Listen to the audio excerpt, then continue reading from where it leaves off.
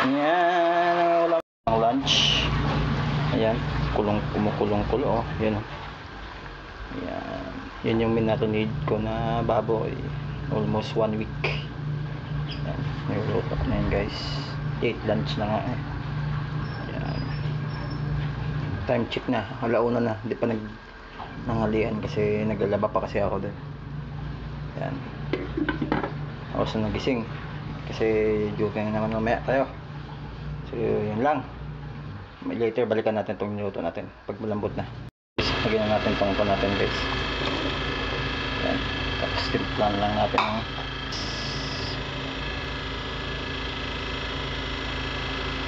okay. Para bumango siya guys. Ketchup. Wala tayong tomato sauce kaya ketchup na lang. Ayan, mekos. Ayan. Lagyan natin ng konting asin